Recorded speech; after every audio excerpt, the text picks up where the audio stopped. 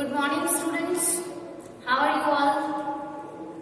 उम्मीद है कि सब ठीक होंगे। ठीक है, तो आज इस वीडियो में हम लोग सेल के पार्ट्स के बारे में चर्चा करेंगे। ठीक है, लाइक एक सेल है, हम लोगों ने सेल में प्रोकैरियोट सेल, यूकैरियोट सेल, उनके डिफरेंसेस, ठीक है, ऑस्मोसिस और डिफ्यूजन, ये सभी चीजें क्लियर कर ली थी पहले।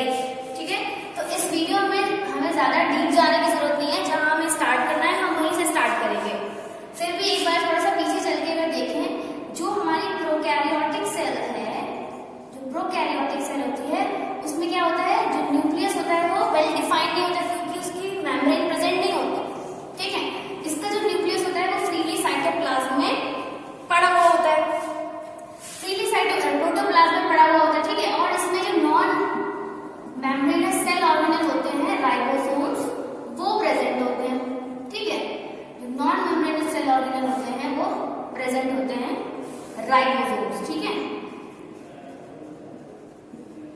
ये नॉन मेम्ब्रेनस सेल ऑर्गेनल है, और जो इसका जो जेनेटिक मटेरियल है, जेनेटिक मटेरियल इसका फ्रीली साइटोप्लाज्म में या प्रोटोप्लाज्म में पड़ा हुआ होता है। ठीक है, जेनेटिक मटेरियल फ्री साइटोप्लाज्म में या प्रोटोप्लाज्म में पड़ा हुआ होता है। ठीक है, ये जो इसका मैट्रिक्स है, ये क्या, उसको क्या बोलेंगे हम लोग, प्रोटोप्लाज्म। ठीक है, देखिए जो प्रोटोप्लाज्म है, इसकी डिस्कवरी के बारे में क्या बोला है यहाँ पे, जिसने डिस्कवर किया था उनका नाम क्या था, परकिंजे। साइंटिस्ट थे परकिंजे, इन्होंने ही प्रोटोप्लाज्म की डिस्कवरी की थी। सेल की डिस्कवरी किसने की थी, रॉबर्ट हुक ने। और जो न्यूक्लियस होता है उसकी डिस्कवरी किसने की थी, रॉबर्ट ब्राउन ने। ओके, और जो प्रोटोप्लाज्म है उसकी डिस्कवरी किसने की है, परकिंजे ने, साइंटिस्ट थे परकिंजे ने की। ये हो गई आपकी प्रोकैरियोटिक सेल। प्रोकैरियोटिक सेल जो होगी उसमें क्या है, सेल वॉल भी प्रेजेंट होती है, सेल वॉल प्रेजेंट होती है। इसका एग्जांपल्स आप लोग जानते हैं, बैक्टीरिया हो गया, कुछ साइनोबैक्टीरिया जिनको हम लोग ब्लू ग्रीन एल्गी भी बोलते हैं। ठीक है, ये तो हो गई prokaryotic cell. Non membranous cell organelles इसमें फाउंड होते हैं, राइबोसोम, वो भी कौन से टाइप के, 70 के। सारी बातें हमें पता है, हम लोग पढ़ चुके हैं। ठीक है, दूसरी, ये तो हम पढ़ चुके हैं, जो दूसरी सेल है एक, जिसको हम लोग यूकैरियोटिक सेल भी बोलते हैं, यूकैरियोटिक सेल ही बोलते हैं। ठीक है, अब देखिए क्या होता है यूकैरियोटिक सेल में,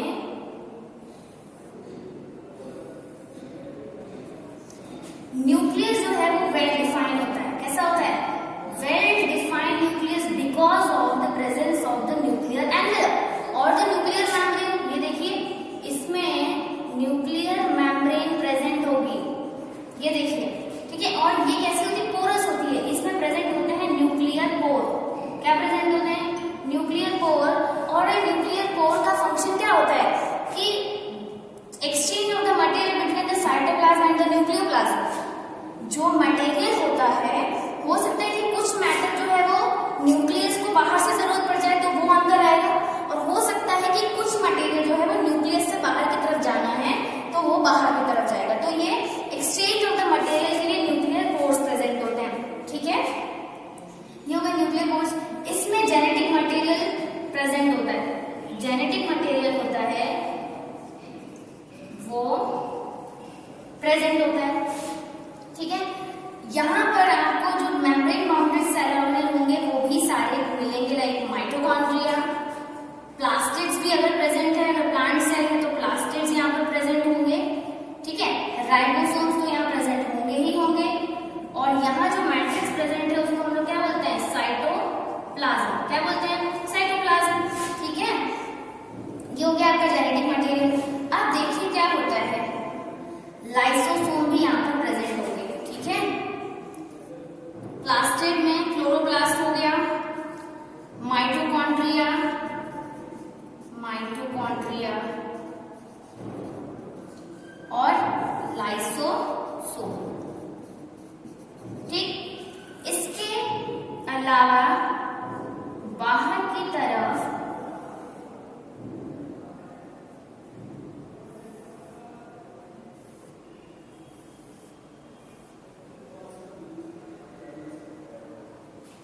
एंडोप्लाज्मिक रेटिकुलम प्रेजेंट होती है और दूसरा गोल्जी एपरेटस भी प्रेजेंट होता है। ठीक है, ये आपकी एंडोप्लाज्मिक रेटिकुलम बाहर की तरफ प्रेजेंट होती है, एंडोप्लाज्मिक रेटिकुलम ये, ठीक, और गोल्जी एपरेटस। न्यूक्लियस के जस्ट बाहर प्रेजेंट होगी क्या, एंडोप्लाज्मिक रेटिकुलम।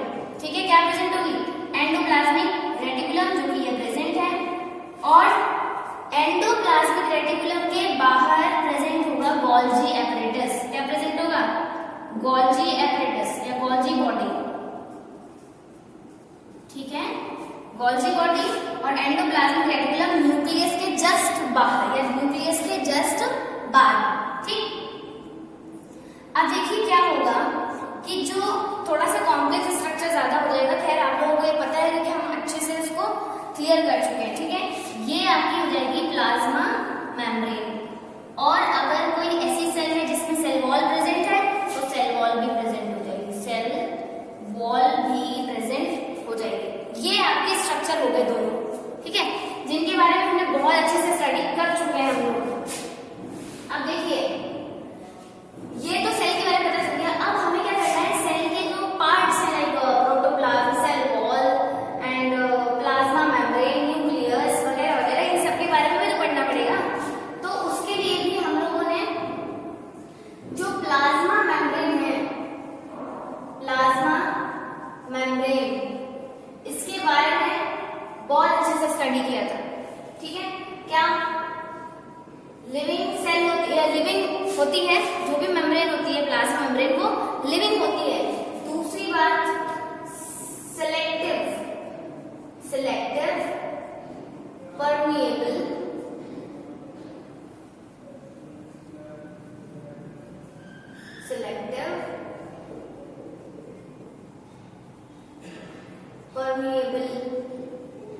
मेम्ब्रेन होती है। सेलेक्टिव परमिएबल मेम्ब्रेन का मतलब, परमिएबल मतलब अक्रॉसिंग, सेलेक्टिव मतलब कुछ ही ऐसे पार्टिकल्स होंगे जिनको अलाउ करती है मूवमेंट के लिए। समझ में आए, तो वो हो गए सेलेक्टिव या सेमी। सेमी मीन्स कुछ ही पार्टिकल्स होंगे, सेमी, सारे पार्टिकल्स नहीं, not allowed all particles to crossing the plasma membrane. ठीक है, दूसरी बात मैंने बताया था कि अगर कोई सेल है, उसको कोई सेल, मानो एनिमल सेल है, उस सेल को हमने क्या किया, एक हाइपोटोनिक सॉल्यूशन में डाला। क्या डाला, ये प्रूव करता है कि ये सेलेक्टिव परमिएबल मेम्ब्रेन है। ये जो एक्सपेरिमेंट अभी किया जाएगा उसमें क्या हुआ, उसमें ये प्रूव हो गया कि सेल जो है, उस सेल की जो प्लाज्मा मेम्ब्रेन है वो सेलेक्टिव परमिएबल मेम्ब्रेन है। कैसी है, सेलेक्टिव परमिएबल मेम्ब्रेन है। मान लो कि ये एक कंटेनर है, इस कंटेनर में सॉल्यूशन रखा है कौन सा, हाइपोटोनिक सॉल्यूशन। समझे, हाइपोटोनिक सॉल्यूशन मींस जहां पर सॉल्यूट की अमाउंट, पता है आप लोगों को, सॉल्यूट की अमाउंट कम होती है और जो वाटर होता है उसकी अमाउंट ज्यादा। ठीक है, तो इसमें अगर हमने क्या किया, सेल को रखा, ठीक है, एक सेल है, इस सेल को हमने यहाँ रख दिया, और अगर इस सेल में वाटर, अगर हाइपोटोनिक सॉल्यूशन है मींस कंपैरिजन टू सेल, बाहर की तरफ वाटर क्या है ज्यादा, तो अंदर जो वाटर की क्वांटिटी होगी वो कैसी होगी, कम, और according to the concentration gradient, diffusion कहता है कि movement of solvent from higher concentration to lower concentration, तो वाटर क्या होगा, बाहर से अंदर की तरफ मूव करेगा, और जैसे ही वाटर बाहर से अंदर की तरफ मूव करेगा, ये सेल कैसी हो जाएगी, स्वेल अप हो जाएगी। पानी अंदर की तरफ जाएगा, तो पानी अंदर की तरफ जाएगा तो सेल क्या हो जाएगी, स्वेल अप हो जाएगी, ऐसी हो जाएगी सेल। इसके जो मैटर होगा उसके अंदर होगा, और सेल जो है वो टर्जिड हो जाएगी या फिर स्वेल अप हो जाएगी। ठीक है, ये तो बात रही। अब देखो होता क्या है, इसी के बारे में एक चीज और बता रहे हैं। मान लो कि ये एनिमल सेल ना हो करके प्लांट सेल, क्या हो, प्लांट सेल।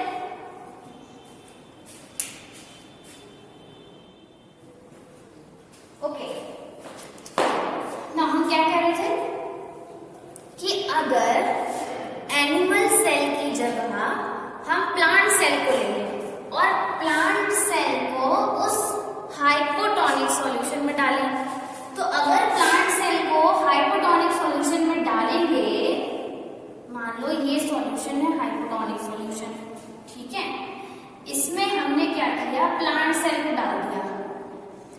अब इस प्लांट सेल में आपको पता है, नहीं पता है तो भी बता देंगे कि जो प्लांट सेल होती है उसमें सेल वॉल प्रेजेंट होती है। बैक्टीरिया प्रोकैरियोट्स है उसमें सेल वॉल है, यूकैरियोट में जो प्लांट सेल है उसमें सेल वॉल प्रेजेंट होती है जो कि सेलुलोज की बनी होती है।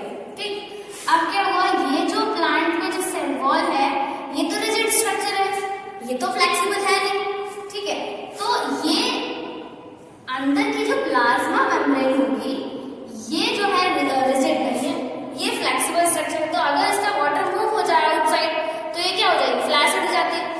लेकिन अगर वाटर अंदर की तरफ आ जाए तो ये वापस से कैसे हो जाती है, टर्जिड हो जाती है, स्वेल अप हो जाती है। ठीक है, तो अब देखिए क्या होगा, यहाँ पर अगर हाइपोटोनिक सॉल्यूशन है और हाइपोटोनिक सॉल्यूशन होने की वजह से जो वाटर होगा ज्यादा होगा, हाइपोटोनिक, मैंने समझाया था हाइपो मींस कम, टॉनिक से हम लोग सॉल्यूट को कंसीडर करते हैं। ठीक है, तो हमने क्या किया, यहाँ सॉल्यूट जो है वो कम था और वाटर ज्यादा था, सॉल्यूशन कौन सा है, हाइपोटोनिक, कौन सा, हाइपोटोनिक। तो क्या होगा, वाटर अंदर की तरफ जाएगा। अब जब वाटर अंदर की तरफ जाएगा तो क्या होगा, सेल जो है वो टर्जिड हो जाएगी, क्या हो जाएगी, सेल टर्जिड हो जाएगी कुछ इस तरीके से। अब जैसे ही सेल टर्जिड हो जाती है, ये एक क्वेश्चन आया था मेरे पास, ठीक है, इस वजह से बता रही हूँ, टर्जिड जैसे ही सेल हो जाएगी, ये जो प्लाज्मा मेम्ब्रेन होगी वो बैलून होता है ना, बैलून को कंसीडर करते हैं। बैलून में आप वाटर भर रहे हैं, मान लो कोई बड़ा सा बैलून है, उसमें आप वाटर बहुत तेजी से भरते चले जा रहे हैं और उसकी कैपेसिटी से ज्यादा जैसे ही आपने बैलून में पानी भरा, बैलून जो है वो क्या हो जाएगा, फूट जाएगा। तो इसमें भी तो वही है ना, अगर सेल वॉल ना होती और प्लाज्मा मेम्ब्रेन में लगातार वाटर अंदर की तरफ चला जाता तो क्या होगा, ये जो प्लाज्मा मेम्ब्रेन है ये बाहर की तरफ सेल वॉल पे एक प्रेशर लगाती है, क्या लगाती है, एक प्रेशर लगाती है। हालांकि ये थोड़ा सा ज्यादा है लेकिन समझ लो उसको, क्या है कि जो ये प्लाज्मा मेम्ब्रेन है ये बाहर की तरफ सेल वॉल पे एक प्रेशर लगाती है और ये जो प्रेशर है, ये इस प्रेशर को हम लोग बोलते हैं टर्गर प्रेशर, क्या बोलते हैं, टर्गर प्रेशर। और ये कौन लगाता है, ये प्लाज्मा मेम्ब्रेन जो है वो सेल वॉल पे लगाती है। समझ में आई मेरी बात, जो प्लाज्मा मेम्ब्रेन है जब वो टर्जिड हो जाएगी और ओवर जैसे ही उसमें लगेगा वाटर, उसमें वो क्या करेगी, बाहर सेल वॉल पे एक फोर्स लगाएगी और वो प्रेशर क्या होगा, टर्जर प्रेशर, टर्गर प्रेशर। अब देखो, अगर प्लाज्मा मेम्ब्रेन बाहर की तरफ प्रेशर लगा रही है तो क्या बाहर वाला इंसान या बाहर वाला जो भी मैटर होगा या जो भी वॉल होगी या जो भी मेम्ब्रेन होगी वो क्या चुप रहेगी, नहीं ना, तो वो भी क्या करेगी, वो भी इस पर नेगेटिव फोर्स लगाएगी इधर की तरफ। ठीक है, तो जो वॉल प्रेशर लगाएगी उसको बोलते हैं वॉल प्रेशर, क्या बोलते हैं, वॉल प्रेशर। ठीक है, इतनी बार समझ में आ गई होगी। देखो, ट्रांसपिरेशन जब हम लोगों ने पढ़ा था तो उसमें हमने देखा था जो गार्ड सेल्स होती है, गार्ड सेल्स का फंक्शन क्या होता है, गार्ड सेल्स भी तो यही काम करती है ना, उसकी वॉल भी तो कैसे होगी, सेमी परमेबल। जैसे ही वाटर अंदर की तरफ आएगा गार्ड सेल्स क्या हो जाती है, स्वेल अप हो जाती है और गार्ड सेल्स जैसे ही स्वेल अप हो जाती है वो क्या हो जाते हैं, ओपन हो जाते हैं, पोर्स, सिस्टोमेटल पोर्स जो है वो ओपन हो जाते हैं। तो इसीलिए गार्ड सेल्स को भी turgor wall, turgor opening wall बोला गया है। ठीक है, इतनी बात क्लियर होगी। अब अगर सेल को हम हाइपरटोनिक में डालें, किसमें डालें, सेल को अब हमने क्या किया, मान लो यही सेल उठा ली और इस सेल को हमने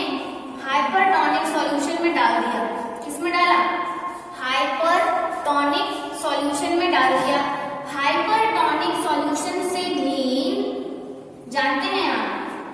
हाइपर मतलब ज्यादा, टॉनिक इन सेंस सॉल्यूट, ठीक है। तो यहाँ पर जो वाटर है बाहर की तरफ वो कम होगा और सॉल्यूट का होगा ज्यादा। तो यहाँ जो सेल है, सेल के अंदर वाटर ज्यादा और सॉल्यूट क्या होगा, कम हो जाएगा। हाइपरटोनिक मतलब सेल के कंपैरिजन में जो हमने सॉल्यूशन में डाली है उसमें, उसके कंपैरिजन में वाटर बाहर ज्यादा और सॉल्यूट बाहर ज्यादा होगा, इसीलिए इसको हाइपरटोनिक बोलते हैं। फिर से सुनो, जो सेल हमने सॉल्यूशन में डाली है उसके कंपैरिजन में अगर बाहर सॉल्यूट ज्यादा है और वाटर कम है तो उसको क्या बोलेंगे, हाइपरटोनिक सॉल्यूशन बोलेंगे। Is it clear? ठीक है। अब देखिए, जानते हैं आप, according to the concentration gradient water कहाँ की तरफ मूव करेगा, बाहर की तरफ मूव करेगा। सेल अगर पानी अगर बाहर की तरफ मूव करेगा तो सेल फिर से ऐसी ही हो जाएगी। सेल कैसी हो जाएगी, ऐसी हो जाएगी। ये भी तो क्या है, हमारी प्लांट सेल है, प्लांट सेल है। और देखो, अगर सेल फिर से ऐसी ही हो जा रही है,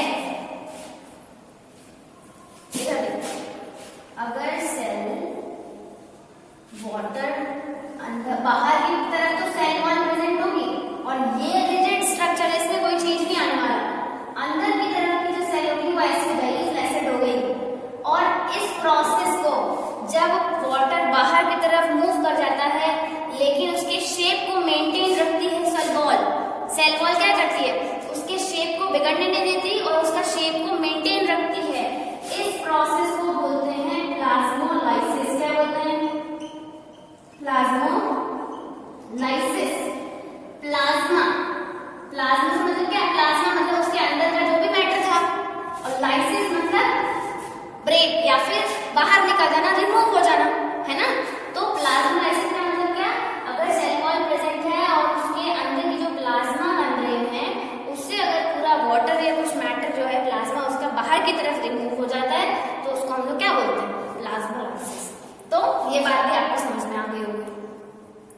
अब देखिए, अगर हम लोग सेल वॉल की बात करें तो जो प्लांट की सेल वॉल होती है, जो प्लांट की जो सेल वॉल होती है वो बनी हुई होती है सेल्यूलोज की। किसकी बनी हुई होती है, सेल्यूलोज की।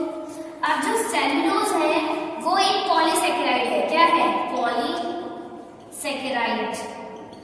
देखो, पॉलीसेकेराइड, पॉली मतलब बहुत सारा, सेकेराइड मतलब शुगर। सेकेराइड मतलब क्या होगा, शुगर। तो अगर बहुत सारी मोनो शुगर या यूनिट शुगर मिलकर के या डाई शुगर मिल करके बहुत इकट्ठा एक बड़ा कंपाउंड बना रहे हैं तो उसको क्या बोलेंगे, पॉलीसेकेराइड।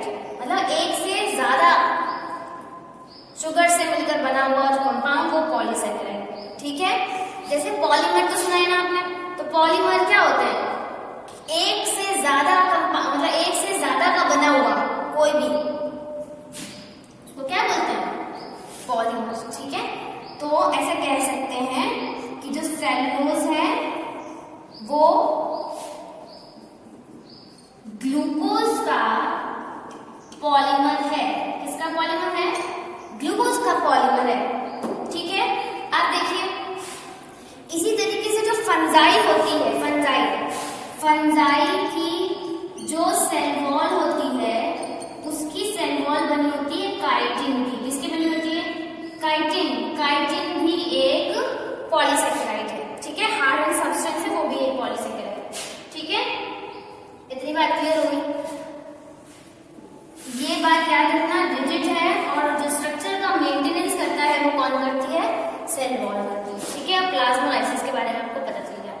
अब नेक्स्ट, हमने प्लाज्मा मेम्ब्रेन के बारे में पढ़ लिया, हमने सेल वॉल के बारे में पढ़ लिया। अब हमें क्या करना है, न्यूक्लियस पे टर्न करते हैं। ठीक है।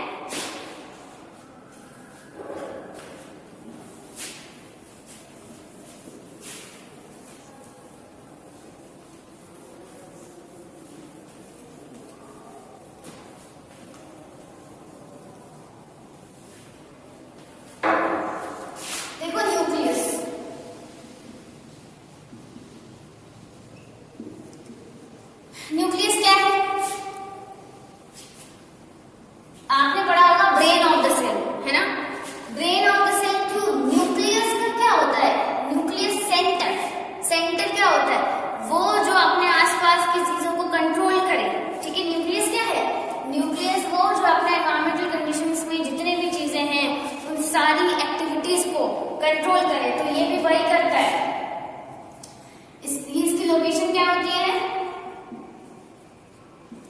देखो, जो प्रोकैरियोटिक सेल होती है उसमें इसकी लोकेशन सेंटर में होती है, लेकिन यूकैरियोटिक सेल में इसकी पोजीशन थोड़ी सी साइड में प्रेजेंट होती है।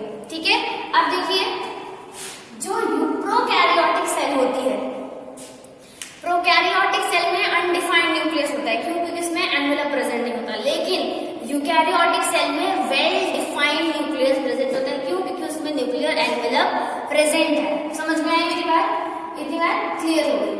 अब देखिए, जो मान लो ये न्यूक्लियस है, ठीक है,